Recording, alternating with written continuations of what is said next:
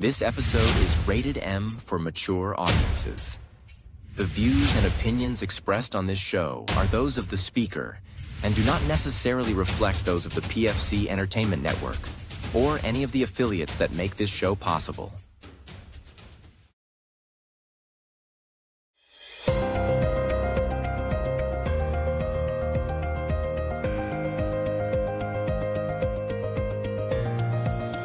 This is the Pure Fury Creations Entertainment Network.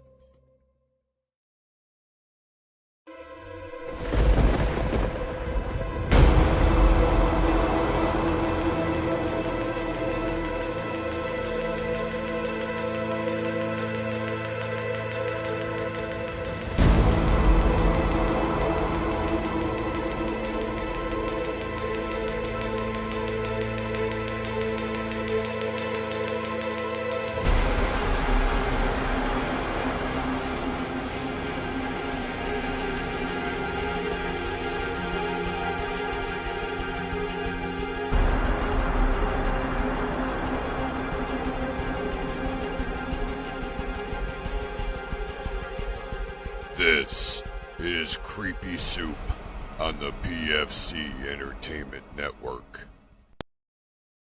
Hello, and welcome to episode... I feel like you're lying. I promise you I won't.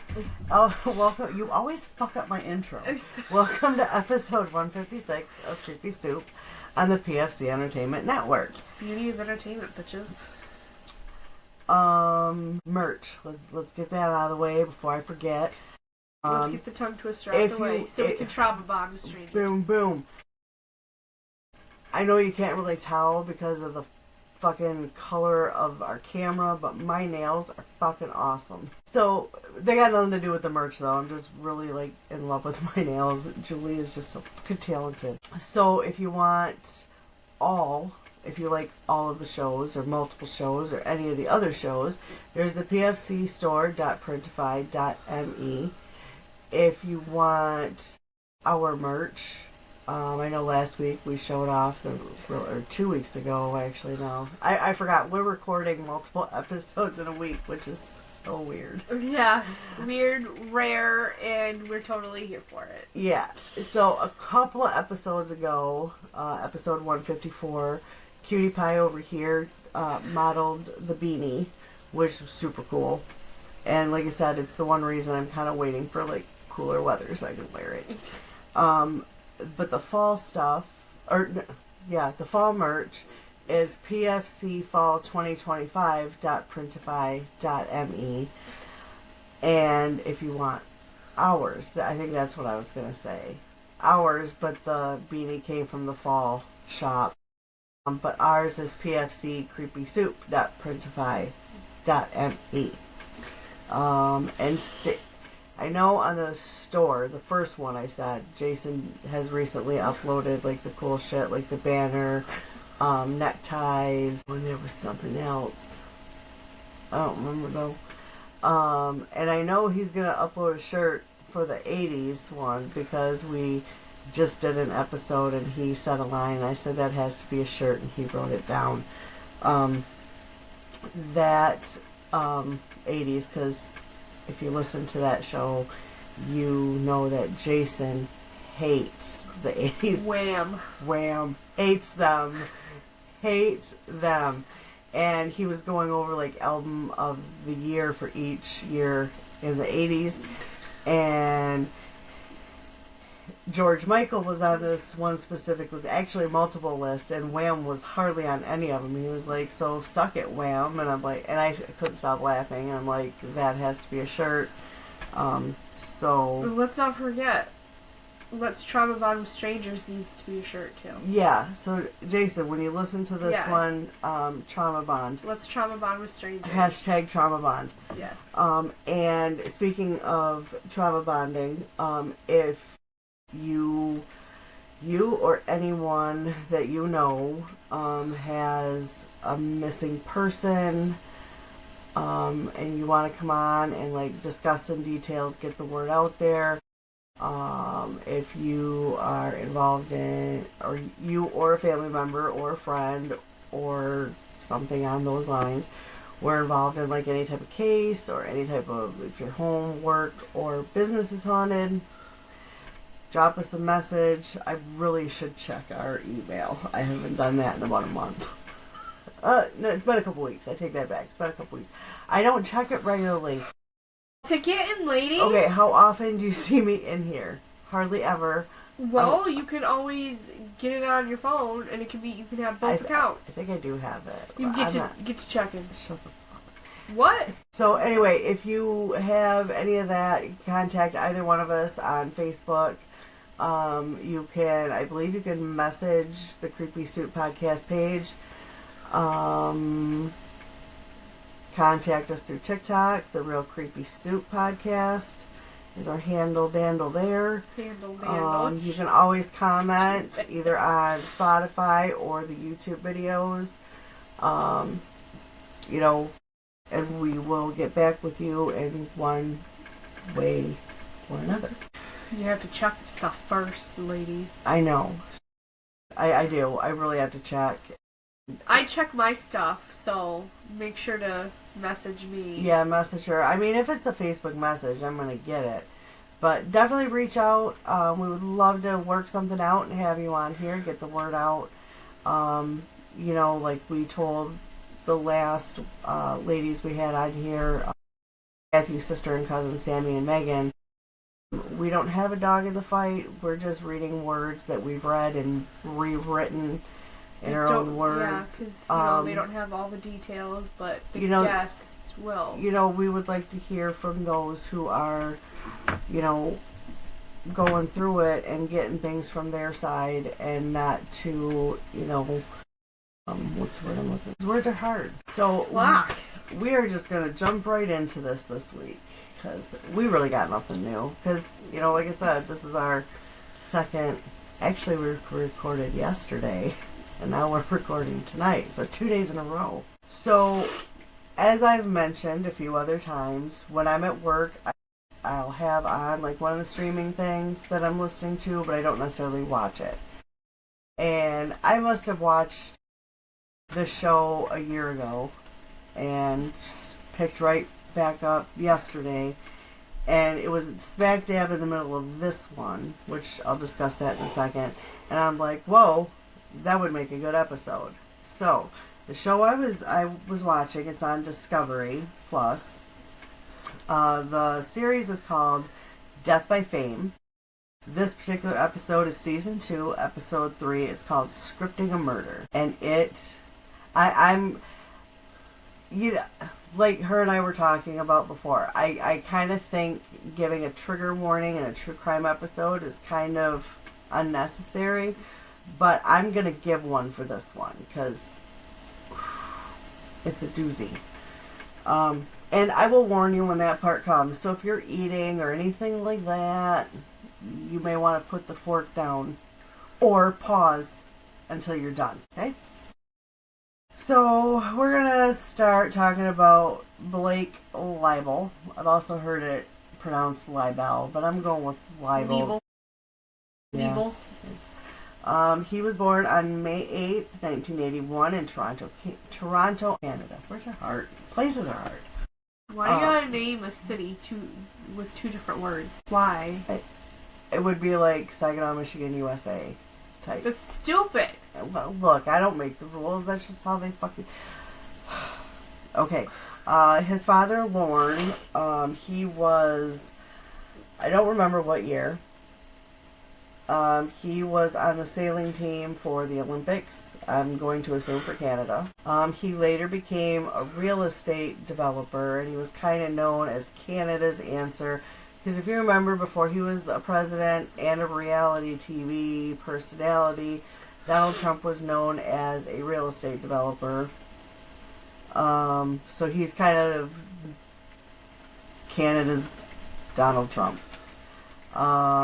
He has a brother named Cody. Actually, I'm going to kind of... he has an older brother named Cody, and Cody briefly started and ran a record label. He also, I'm going to jump over here and get this out of the way. In 2017, he bought Reba McEntire's home for, hold on to your butts, $25 million. It must be fucking nice. Right. And it doesn't say how old he was, but it does say even now he is still considered the youngest homeowner in the Beverly Park community. I don't know how old he was, but I do know he's older than Blake. Blake was born in 81, so that's all I can tell you. Okay. So in this episode there is he's Mark Ebner. He is an investigative journalist, and he has over 35 years of experience, which kind of makes him a little bit of a expert, I would think, in the field. And he hears about this West Hollywood murder. Spoiler alert, there's murder. I mean, it's kind of in the title, Death by Fame, Scripting a Murder. So, no surprises there, right? So he hears about this murder in West Hollywood and immediately wants to be involved. And so in the episode it shows him trying to call somebody, explain who he was and what he was calling about this particular case. And they hang up on him. And he was like, of course they did. And then he, quote in this is he said, nobody wants their name associated with this crime. So the next person that is kind of like interviewed or just freely talks or however it works is Jim Jeffries. He's an Australian comedian, and he does stand up, and he had a TV show on the FX network called Legit, which is kind of where Balake becomes involved. Bet you did not! I did.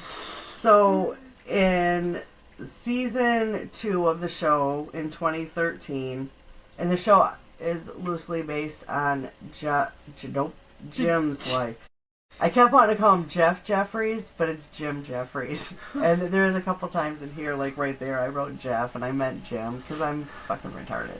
We'll just say Mr. Jeffries. So they had a small crew that worked, like a writer's crew that worked. I don't know what's typically on a crew for a TV series, but I'm going to assume it's more than this. He said each episode would have anywhere between 3 and 12 writers, and a lot of these were unpaid interns, which this is where Blake comes in. So now mind you, they're unpaid, and they don't know his background. They just know he's this intern that comes in. So Blake tells the crew that he didn't care what it took, but he was interested in writing comedy. He did a lot of legwork for the crew. Thank you. It was so fucking hot. There is no air circulation in this room whatsoever. Could you imagine if one of us farted? There's been a few times that I've like, hold it in. Okay. What? You said you were hot, bitch! I know, but so he did a lot of legwork for the crew, like getting their coffee, getting their food, making copies, shit like that. Works. So Jim describes Blake, like in the beginning, as kind of like childlike, and he does an impression of Blake. You have to watch the episode. Blake. Like he's got like the little Canadian little accent type thing, and he describes him as like full of wonder, childlike, and he was a little older than your typical intern. See, I did it again right there. Jim, Sir Jeff. Yeah, Jim calls him the richest intern anyone has ever seen. And I did it again right there. Jim tells a story about Blake coming to work in a brand new Porsche. Ooh. And he was like, when did you get that? And he was like, I got a really cool, he imitates the voice. He's like, I got a really cool stock tip. And so then Blake continues to tell Jim that for 1 hour every day, he sits in his backyard, smokes a little bit of the devil's lettuce, and goes over his stocks to make sure they're all like where they're supposed to be, and that's how he maintains his money. But he was about how he got his money. Also, a little tidbit, his aunt, her name was Terry, was the first woman to cover CBC's Olympic coverage. I don't know why that's a big deal. CBC, what? Canadian stuff. Ah, God. So Blake, of course, wants to be important in Hollywood and all this other shit. He wrote graphic novels. And one of the scripts he wrote, I forgot to write the name down. Psycho Pump, I think it was. Yeah, Psycho Pump. I did write it down. I'm not stupid. Weird. It got serious offers from the creators of Children of Men, which I've never seen that. So they play a video of Blake talking, and Jim laughs that his impression is spot on. He could play him in a movie.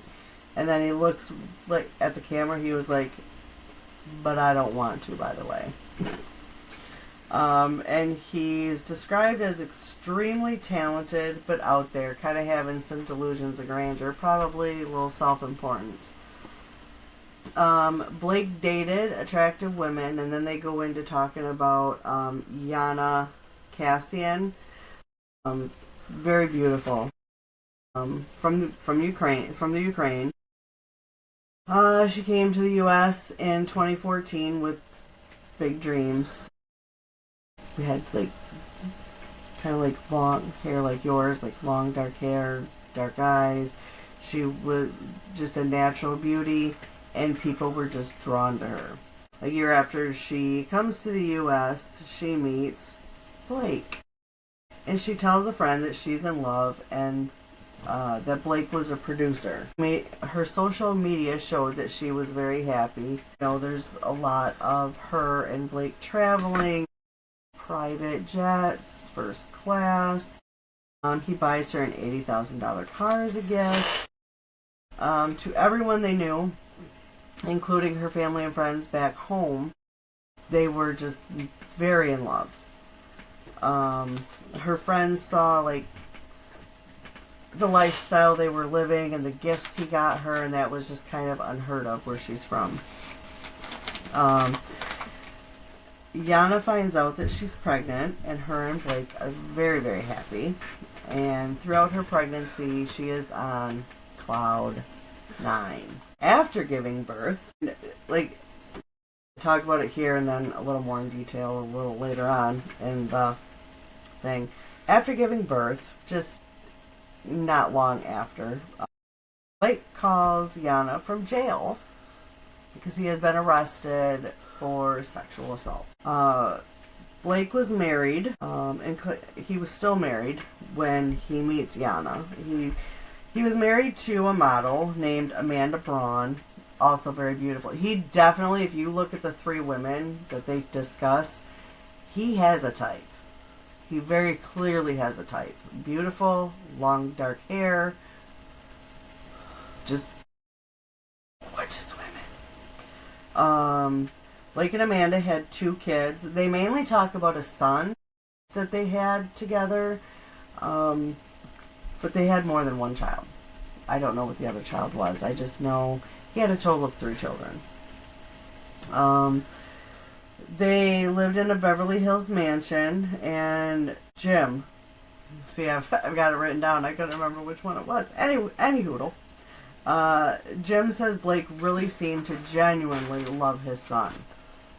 And his son at the time was like 3 to 4, and Jim says that Jim's son at the time was 1. So now Blake is kind of living 2 parallel lives, with Amanda and his 2 children, and Yana and her pregnancy. He decides, hold on. A month before the murder, Jim tells this story about running into Blake at a restaurant, and this is 3 years after he had become an intern on that show, where Blake goes over to Jim's table and says, "Do you remember me?" And Jim says, "Of course I do, Blake." He was like, "Do you?" And he was like, "Yeah, I just said your name." And he kind of walks off. It's kind of a weird encounter, but So anyway, on May 3rd, 2016, Lana gives birth to a girl. When she told her friend in the Ukraine, she cried because her relationship with Blake has kind of taken a turn. They fight a lot. Yana's mother, Olga, comes from the Ukraine to help with the baby. She was set up in a nearby apartment, and then less than a month after the baby is born, that's when Blake is arrested for sexual assault. So now we're going to bring in another lady. And again, long dark hair, very beautiful. Her name is Constance Bucafuri. I'm pretty sure you're saying that wrong. Hold on, I did. Constance Bucafuri. That's, yes. No. Yes. You gotta be saying it wrong. I'm not. I promise you I'm not. That's not okay. So she was a storyboard artist, and one of the things that she worked on was Frozen. And she was also a known party girl. So he sets her up in a home. I don't know if it's a house or an apartment, but he sets her up. And we're just going to call it, she's not mentioned too much more in here, but we're just going to call her Connie for the rest of the story. She accuses Blake of sexual assault. That's the one he was arrested for. But this happened months before he was actually arrested. And he had called numerous friends to bail him out. They all said no. He was going to pay for it, but they all said, because what he was accused of, people were like, yeah, don't want that. So he has to call Yana and say, come bail me out. So it doesn't say exactly when, but at some point, Connie says I lied, and it was basically to get Yana out of the picture because she wanted Blake to herself. But again, it was after the incident. Yana moves out and moves to the nearby apartment with the baby and her mother. And on May 23rd, so mind you, the baby was born on May 3rd, so not even 3 weeks. She goes back to the home she shared with Blake to pick up a few things, and there is surveillance video of her there. Standing outside, they walk in, and that's it. She's seen again, but not. So the next day, Olga, because she hasn't come home yet, Olga and a friend go to Blake's house to get Yana, because baby, home. She hasn't come home. She could see his silhouette through the window, and he closes the curtain so she can't see him. So she calls the police, and hold on, because we got some quotes coming up. She wants to make sure her daughter's okay. She freaks out, obviously. I mean, as a mom, if you were going someplace that was troubled and you didn't come home, I'd be freaking out too. And yeah. So she calls the Los Angeles Sheriff's Department and tells the 911 operator, I just want to get my daughter out of that apartment safely. And the actual 911 call is played. She convinces officers to do a welfare check. They just do the no answer, we're leaving.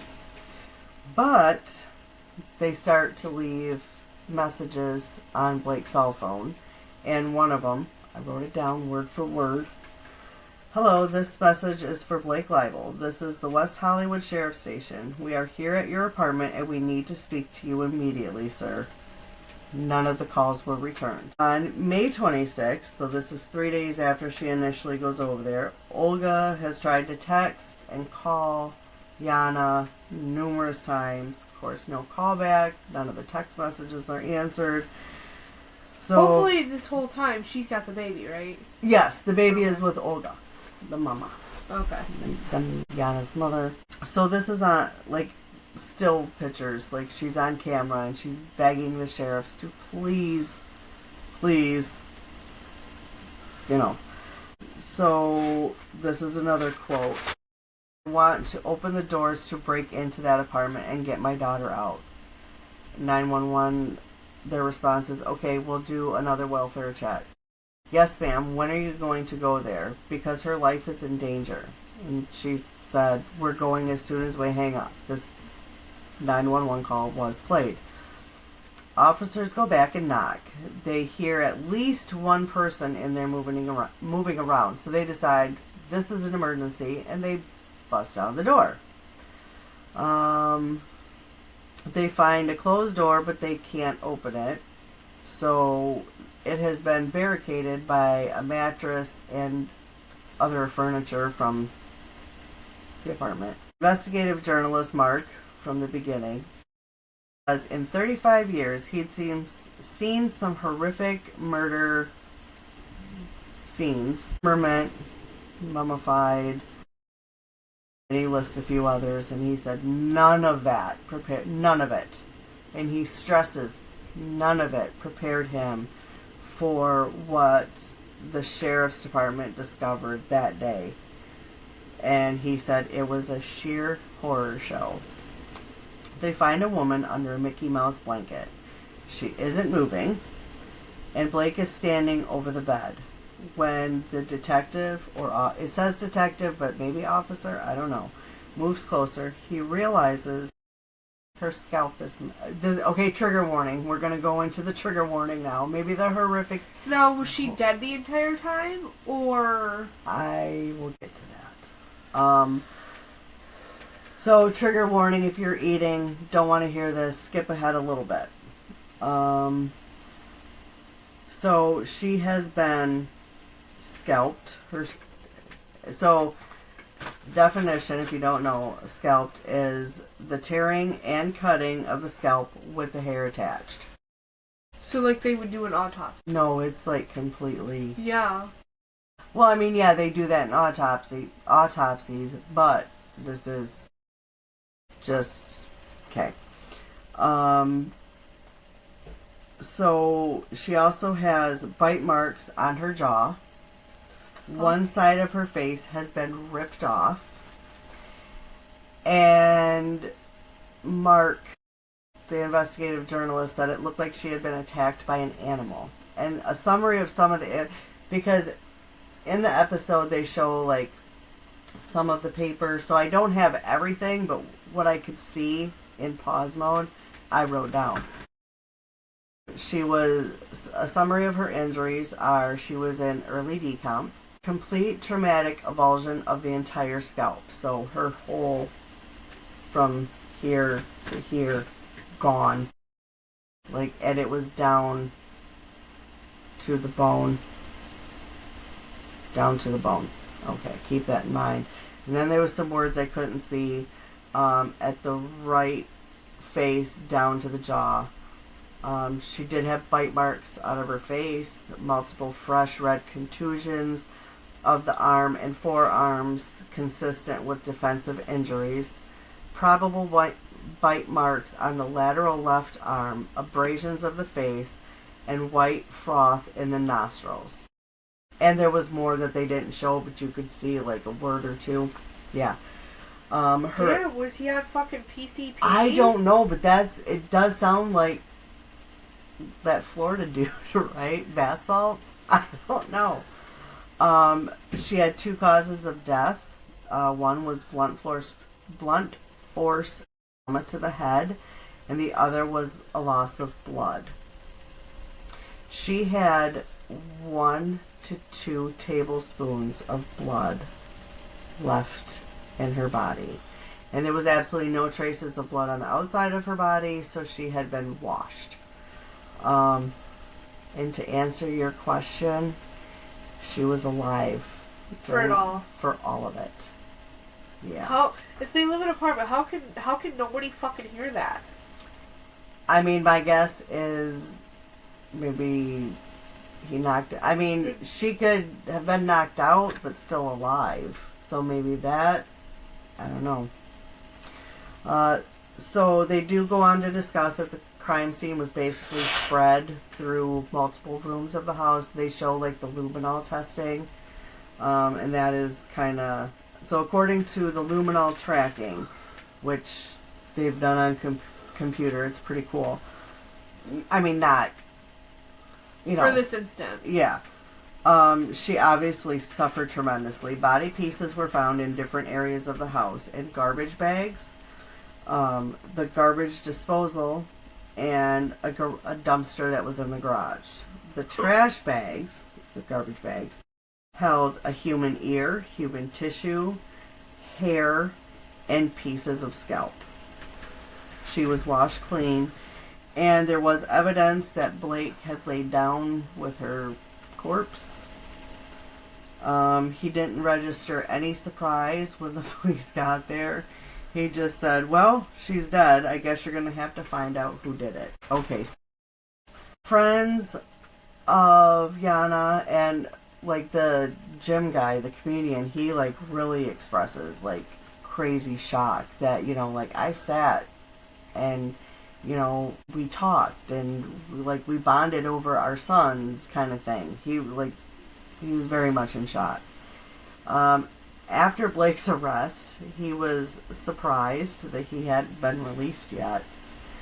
After like a day. So talk about entitlement. Like he really thought he should be free. So now we're going to talk about a little bit about his graphic novel syndrome with some of the art that was in here. And certain illustrations were too graphic to be broadcast or to play on the broadcast. But they describe them. So again, if you have a weak stomach and don't want to hear this stuff, please skip ahead a little bit. The cover of this novel is a scalped baby, and you can see brain. Why the fuck would they do such things? I don't know. Graphic novels. It's disgusting. Yeah, graphic novels. So some of the illustrations in the book are a naked woman. She's hanging upside down at the edge of a bed, bleeding out. Sound familiar? A naked woman that was decapitated. Some of the similarities are undeniable. And the novel did come out before Blake met Yana, so it's kind of like life imitating art. In June 2018, his trial begins, and rumors that Blake was set up began to kind of get kicked around. One of the rumors and theories is that his brother Cody had gambling debts, and that to send a message to Cody, the brother, they murdered Yana to set Blake up. But it's possible, but not plausible, because all of the evidence and even like his cell phone location, he was at the crime scene the whole time. And you clearly see the two of them go from like this surveillance camera to inside. So, and Blake did have defensive injuries that were consistent with the struggle. Yana was last seen on camera with Blake. I just said that, sorry. Once the jury was sequestered, they came back in 3 hours with a guilty verdict. He was convicted of first-degree murder, mayhem, aggravated mayhem, torture, and special circumstances involving torture, murder. A quote from the judge: for some reason, he thought he was going to get probation. Very delusional. Very delusional. The judge, this is a direct quote. And direct quotes, when you're trying to copy things down from a TV show, is a pain in the ass. I'm just going to say, because you gotta make sure you get all the words right if you're using it as a direct quote, right? So he says, probation is denied. The case is unusual only in its savagery, the defendant's profound brutality, and his inconceivable cruelty. He was sentenced to life in prison with no possibility of parole. Olga, the mother, reads her victim impact statement in her native language, and of course, the closed caption is English. I never thought that one day my life would be broken, that it would turn into hell and endless suffering. For 2 years, I have been asking God and myself why. Why did my daughter have to endure this inhumane torture and suffering? Because she wanted to love and be loved? In February 2019, the Kasian family won a wrongful death suit against Blake's estate for $41.6 million in damages. And Jim Jeffries does say, like, he's very surprised that this... I personally have never heard of this case. No. And he was surprised that it's not more known. He said it, in his... I mean, not that you can really compare, but he said it's, like, kind of up there with the things Jeffrey Dahmer did and, like, John Wayne Gacy. That, I mean, maybe he was a serial killer, but just got caught after his first victim. Because the book, the graphic novel, is about a doctor that studies serial killers. So maybe he kind of had it in him to be a serial killer. He just didn't get past victim number 1. So now I'm going to read a couple things from Wikipedia regarding the case. Yeah. In the graphic novel Syndrome that we discussed, the cover and other gross things, a serial killer murders a man by slitting his throat and hanging him by his ankles to bleed out. And then, of course, there's this illustration of the woman. And so when in the family's wrongful death suit against him, LA County Coroner James Ribe's deposition states, and I'm going to read this, Kasian's entire scalp was traumatically absent and was not found. Pieces of her scalp were, remember, but not all of it. Was not present with the body. Her skull had been stripped down to the surface of the bone. There was no scalp present except for little bits on the back of the neck. Portions of the right side of her face were torn away, and the right ear and part of the posterior face on the right side, all the way down to the jawline. There were quite a number of bruises and abrasions on the face, primarily on the left side, the left cheek, and left jaw area. A number of bruises and abrasion, including one which turned out to be a human bite mark. She had lived for at least 8 hours, approximately, after receiving the scalp injury and the bruise to the collarbone. I have never seen this before, and I highly doubt if hardly any forensic pathologists in this country or abroad have seen this outside of perhaps wartime, so it's extremely rare. Now, in his trial for this, the only family member that attended the trial every day was his brother Cody, and his ex-wife Amanda had also, Blake's ex-wife, not Cody's, had also attended, and through a statement from her lawyer expressed her dismay at the crime. And again, on June 20th, 2018, he was convicted of first-degree murder, torture, aggravated mayhem, and then the special circumstances, torture, murder. Again, he was sentenced to life in prison without parole. Should have got the death penalty. Absolutely. Fucking horrific. Does California have a death penalty? I don't know. I don't know. But in cases like this, thank you. Well, you know what? I had to use the Alexa out there because I don't want to say it too loud because this one will go off. That's crazy. What? I didn't even finish and look at what popped up. What do you guys be Googling, man? You don't want California. They do have the death penalty? Has the largest death row in the United States. So why isn't he on it? Don't know. So, okay, Alabama, Florida, Arizona, Arkansas, California, Louisiana, Nebraska, Nevada, Indiana, Kansas. What the fuck? I said Arkansas already. Kentucky, Montana, Oklahoma, Idaho, Missouri, North Carolina, Texas, Delaware, Ohio, South Carolina, Alaska, Hawaii, Georgia, and Mississippi all have a death penalty. I'm not gonna lie, that's more than I thought. I didn't think there was that many states.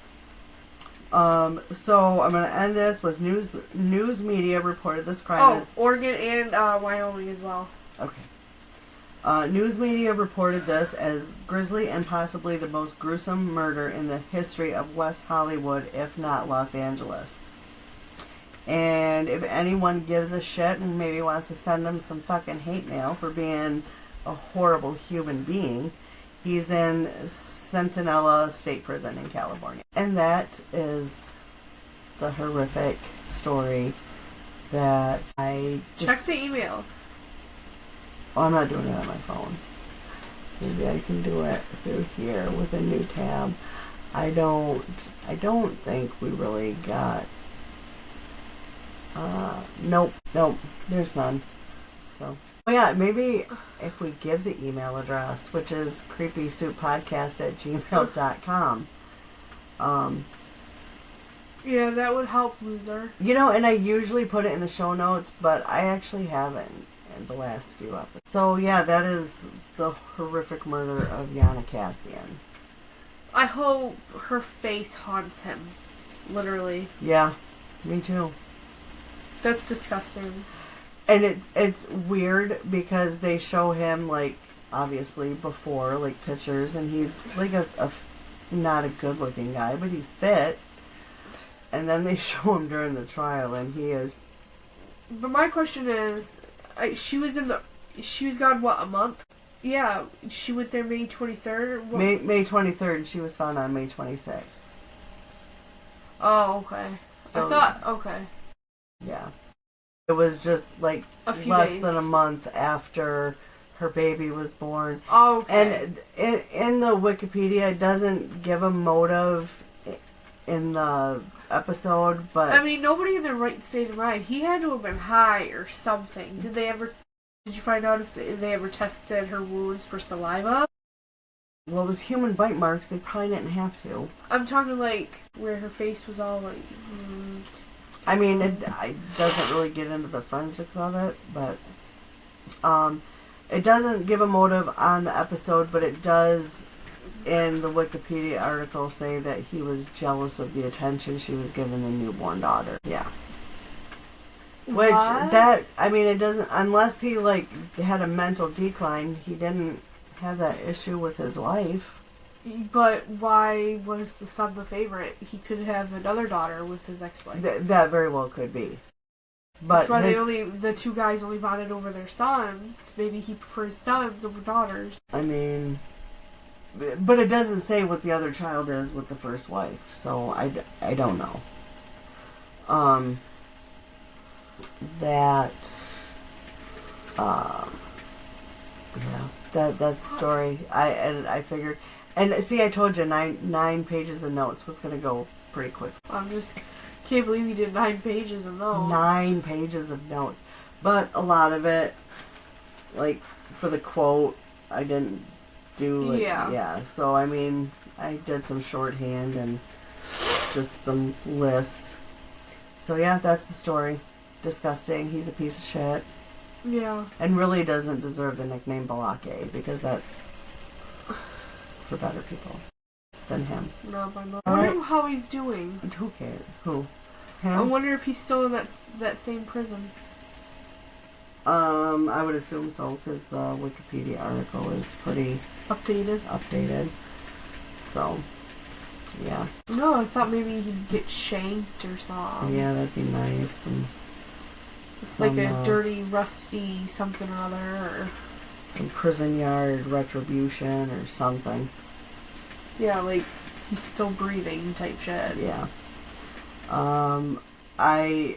When they showed the mom, and they do show, like, the surveillance footage of the mom, standing outside the gate, and like she can see him clearly through the window, but he closes and walks away. He won't answer her. So, and then the fact that he tells the cop, "Well, she's dead. Now you got to find out who did it." What? Right. There's no one's saying that he's not guilty of doing it, but what if he don't remember? I mean, that's possible if he was high on something. But even when Jim Jeffries talks about the restaurant incident, he even says, like, his vibe was off. Like, was that before her going to the apartment, or was it, like, after? Yeah, that was before. I think it was, like, a month before the murders. So he must have really lost his shit, and it got progressively worse. Yeah. Well, they say, like, life events, like having a baby. And, he was just arrested for sexual assault, like I said, but later it did come out that she lied about it. But did she? Maybe she said she did. Maybe she was threatened. That could be. That very well could be, or maybe she was paid. He was wealthy, so. And maybe he thought, well, if I'm going to prison for sexual assault, I might as well live out a fantasy. And obviously, he wrote graphic novels, so it was in there. But yeah, so. No. All right. So on that note, we are going to end this because I'm tired. I'm going to bed. You said you had things to do. So we hope you have... I gotta watch my NCIS. Oh, God. I'm addicted, guys. Okay. It's a problem. That'll be the next cup she gets. Gibbs Rules. I think you can find them on Timo. I have to look. No, you can personalize cups. What's her name? Chris K? Yes. Yes. Go to Chris K and find your Gibbs Rules. Oh, I should have brought my cup to show you guys again. It's beautiful. It's beautiful, bright pink with gold. Oh. Anyway. All right. You guys have a great week, and we will see you next time. Bye, guys. Bye.